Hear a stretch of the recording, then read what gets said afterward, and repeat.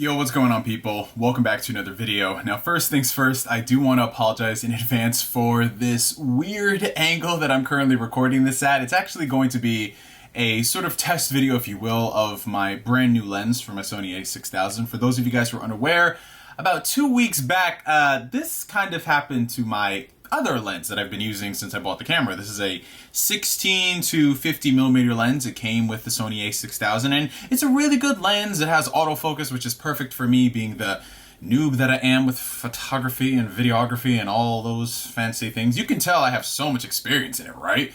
Yeah, pro tip, I can't give you guys that much. Don't leave your expensive camera with the lens attached on a bed, because stuff will happen involving multiple people, causing the camera to fall off the bed. I'm not going to get into any more details that I already have, but yeah, apparently this is salvageable from what I have heard. I just have to find a way to get this out of that position, so I'm going to work some type of rocket surgery or brain science on it and see what I could come up with. That being said, for the next couple of videos, I'm going to be testing around with this new lens, so excuse any type of weird out of focus thing or close-up effect that will happen, I assume. Anyways, it's time for a mini Nintendo Switch collection update, if you will. This is not going to be a full-on collection video, which is something I need to do. I just want to talk to you guys about some of the games that I've picked up for the Switch in the past couple months, ever since the beginning of the year.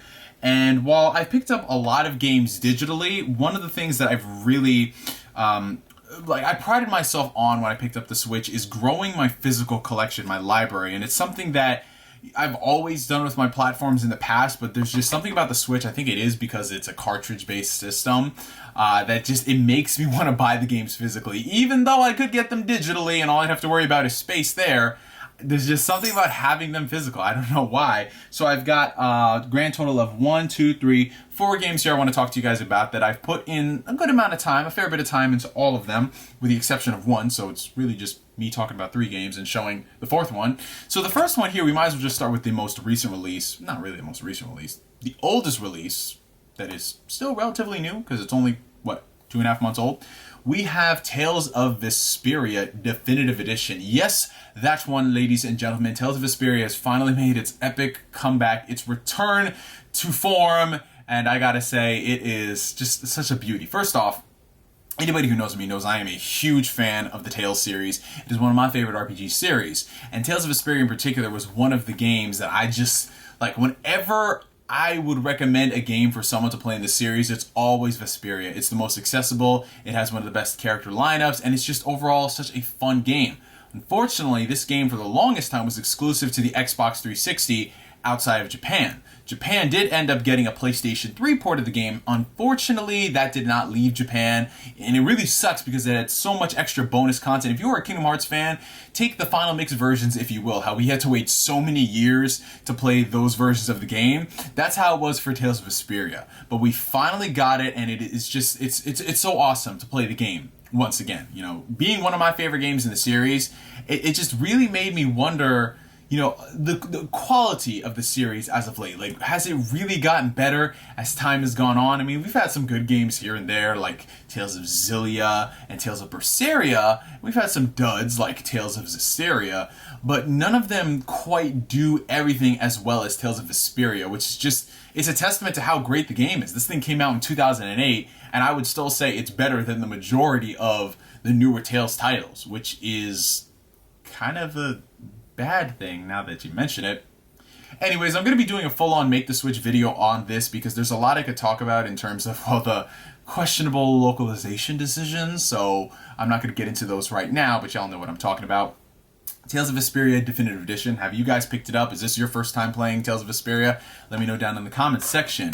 Now moving on to the second physical game I bought for the Switch this year. I actually did an unboxing of this not too long ago, and that is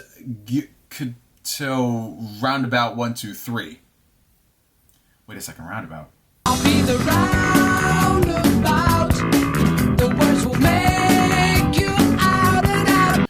Oh, come on. Did you really think I would pass up on the opportunity to make a JoJo reference? Come on, man. All jokes aside, ladies and gentlemen, this, of course, is the Phoenix Wright Ace Attorney trilogy. I know a lot of you guys are asking yourselves, Neo, why do you have an import copy of this game when the game is going to come out in the States anyway?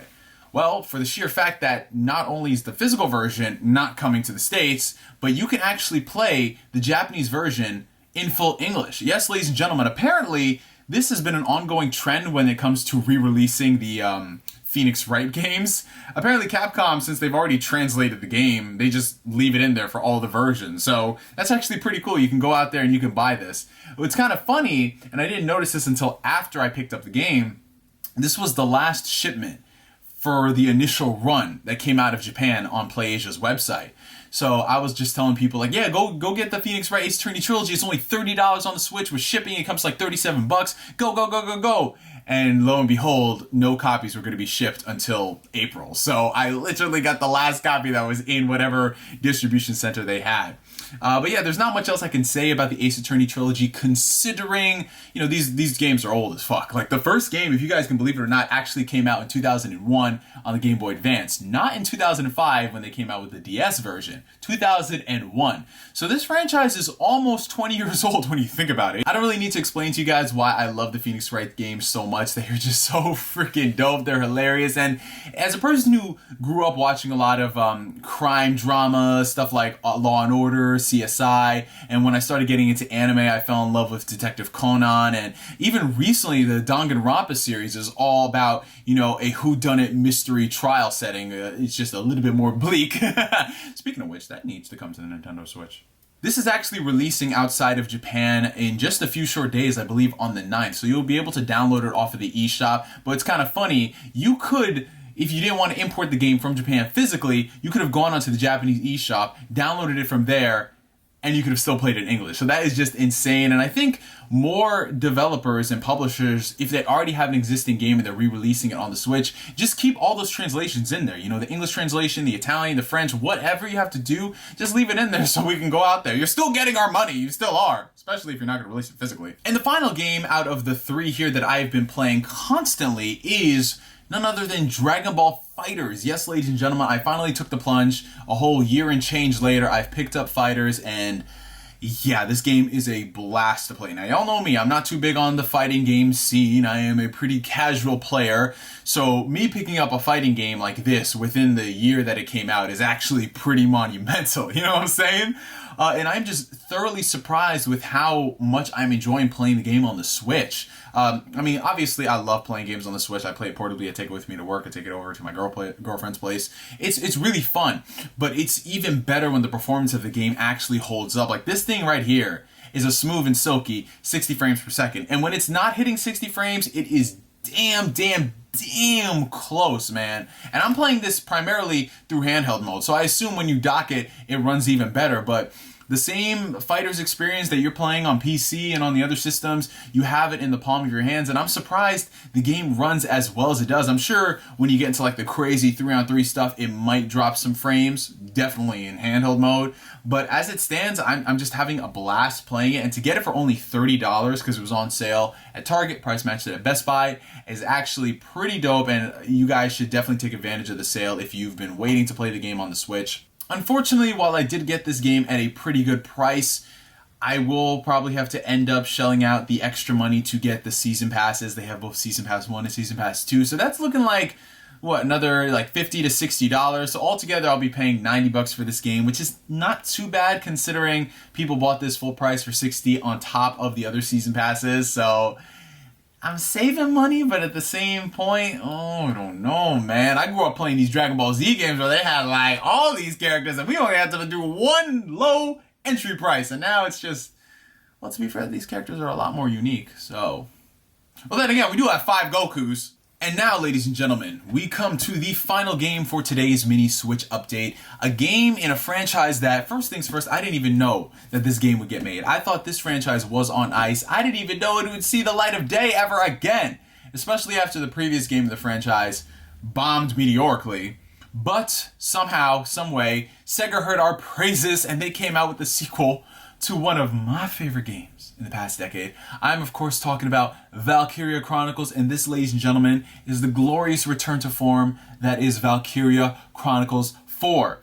The Memoirs from Battle Premium Edition. Okay, so first things first, some of my street cred, I gotta give that up, because this is a Valkyria Chronicles game, and I didn't buy it on day one, which is just unlike me, considering I own every other game in the series.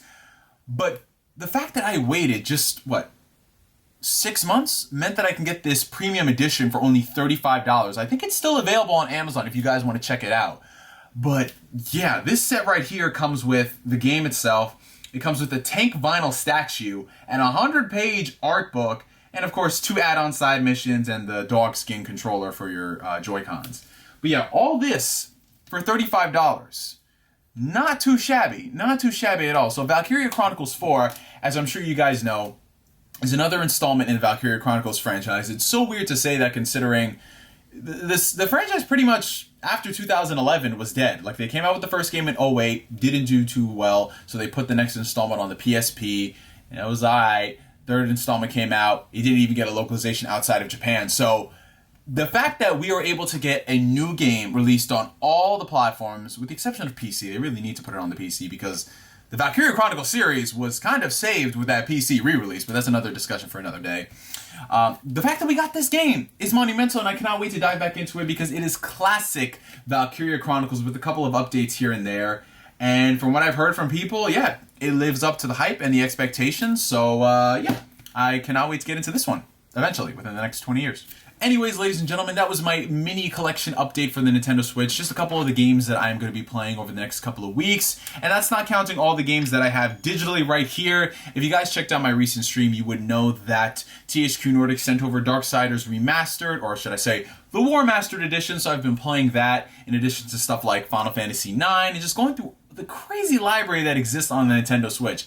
Every single day, there seems to be a brand new game dropping, whether it's something new out of the blue, an indie title, or a port of an older game. Like, we just got a release date for Hellblade. It comes out next Thursday. Thursday of all dates. Why? I don't know, but they're doing it on that day. And then we got the Final Fantasy games coming out later on this month. And then next month we have all the other crazy stuff. And oh my god, how could I forget about Dragon's Dogma coming to the Switch? I will buy that again, just to get a Dragon's Dogma 2. Itsuno, we want it, you want it, Capcom, give it to us. And yeah, there's just so much stuff coming to the Switch, and I know everyone's going to say, yeah, it's just ports of older games. Why do you guys care about this? Because it matters. It matters that these games are coming out. They're getting a second win. These sales are showing that we want more of these games, so give us the new installments in them. Give it to us. Give it to us. Every single publisher. Y'all know this. Anyways, from me for now, my name is MJ, signing out. Like always, we'll catch you guys later. Peace.